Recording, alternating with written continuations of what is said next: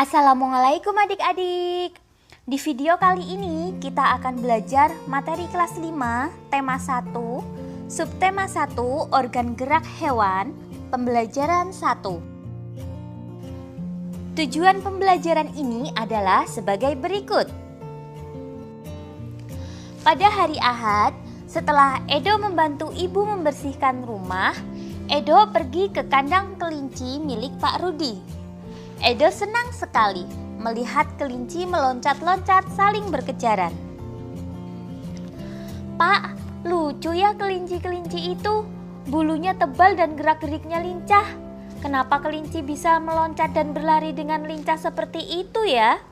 tanya Edo kepada Pak Rudi. "Benar, kelinci dapat bergerak lincah karena didukung oleh organ-organ geraknya. Pada dasarnya, organ gerak kelinci serta hewan lainnya hampir sama dengan organ gerak manusia," jawab Pak Rudi. "Ya, tanpa organ gerak, kita tidak bisa melakukan kegiatan apapun." Ayo kita baca teks berikut. Organ gerak manusia dan hewan.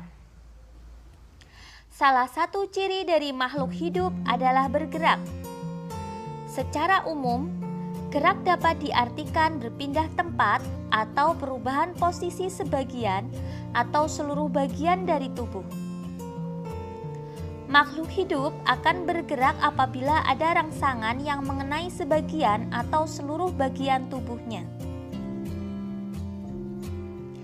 Gerak pada manusia dan hewan menggunakan organ gerak yang tersusun dalam sistem gerak.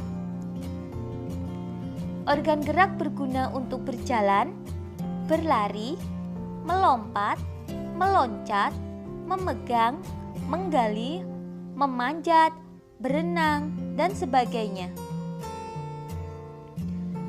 Organ gerak pada hewan dan manusia memiliki kesamaan. Alat-alat gerak yang digunakan pada manusia dan hewan ada dua macam, yaitu alat gerak pasif berupa tulang dan alat gerak aktif berupa otot. Kedua alat gerak ini akan bekerja sama dalam melakukan pergerakan. Kerjasama antara kedua alat gerak tersebut membentuk suatu sistem yang disebut sistem gerak. Tulang disebut alat gerak pasif karena tulang tidak dapat bergerak dengan sendirinya. Tanpa adanya alat gerak aktif yang mempengaruhi tulang, maka tulang-tulang pada manusia dan hewan akan diam dan tidak dapat membentuk alat pergerakan yang sesungguhnya. Walaupun merupakan alat gerak pasif, akan tetapi tulang mempunyai peranan yang besar dalam sistem gerak manusia dan hewan. Otot disebut alat gerak aktif karena otot memiliki suatu senyawa kimia yang membuatnya dapat bergerak. Pada saat otot yang menempel pada tulang bergerak, otot tersebut akan membuat tulang bergerak. Teks berjudul Organ Gerak Manusia dan Hewan terdiri atas 5 paragraf. Masing-masing paragraf tersusun dari ide pokok ditambah dengan kalimat pengembang. Ide pokok terdapat di kalimat utama. Kalimat utama bisa kita temukan di awal paragraf, di tengah paragraf, di akhir paragraf, maupun campuran, bisa di awal dan di akhir ataupun di tengah. Berikut ini langkah-langkah untuk menemukan ide pokok. Yang pertama, bacalah teks dengan seksama. Kemudian, temukan kalimat utama dalam setiap paragraf. Lalu, tentukan unsur inti dari kalimat utama. Unsur inti meliputi subjek dan predikat. Subjek dan predikat dari kalimat utama itulah yang merupakan ide pokok. Berdasarkan teks organ gerak hewan dan manusia, ayo kita temukan ide pokok dari masing-masing paragraf. Untuk paragraf 1, cukup jelas ya adik-adik? Kalimat utamanya terletak di awal paragraf. Jadi dapat kita simpulkan gagasan pokoknya yaitu salah satu ciri makhluk hidup adalah bergerak. Berikutnya paragraf 2. Kalimat utamanya juga di awal paragraf.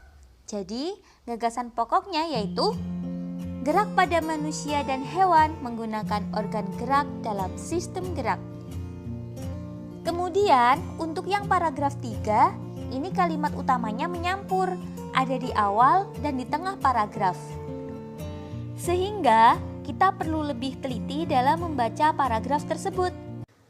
Dan alternatif terbaik gagasan pokok pada paragraf ini, organ gerak manusia dan hewan memiliki kesamaan, yaitu tulang dan otot. Untuk paragraf 4, ini cukup jelas. Kalimat utamanya ada di awal paragraf. Sehingga dapat kita simpulkan gagasan utamanya yaitu tulang adalah alat gerak pasif. Lalu, untuk paragraf 5 juga cukup jelas ya adik-adik. Kalimat utamanya terletak di awal paragraf. Kita dapat menyimpulkan gagasannya yaitu otot merupakan alat gerak aktif. Untuk kalimat pengembangnya, silahkan adik-adik coba berlatih menemukan sendiri ya. Kemudian, kita akan berlatih mengembangkan ide pokok menjadi sebuah paragraf. Untuk mengembangkan ide pokok menjadi sebuah paragraf, caranya adalah dengan menambah gagasan penjelas atau gagasan pendukung. Maksudnya yaitu memberi penjelasan terhadap gagasan utama, sehingga menjadi sebuah paragraf yang lengkap. Kakak contohkan yang pertama. Organ gerak terdiri atas 2 macam. Gagasan pokok tersebut dapat kita kembangkan menjadi paragraf dengan cara menambahkan gagasan-gagasan pendukung yang menjelaskan gagasan pokok. Sehingga hasil pengembangan dari gagasan pokok dapat kakak contohkan. Organ gerak manusia dan hewan terdiri dari 2 macam. Ada organ gerak pasif, yakni tulang. Ada juga organ gerak aktif, yakni otot. Tulang dan otot memiliki fungsi masing-masing dalam sistem gerak manusia dan hewan. Oke, adik-adik sudah berhasil menentukan ide pokok dan juga mengembangkan ide pokok menjadi sebuah paragraf. Coba sekarang adik-adik simpulkan apa itu ide pokok bacaan, kemudian fungsi ide pokok dalam bacaan, serta cara menentukan ide pokok bacaan. Adik-adik bisa berdiskusi dengan teman ataupun saudara di rumah. Alhamdulillah sekian video pembelajaran kali ini. Banyak kekurangan kakak mohon maaf. Semoga bermanfaat. Selamat belajar dan wassalamualaikum warahmatullahi wabarakatuh.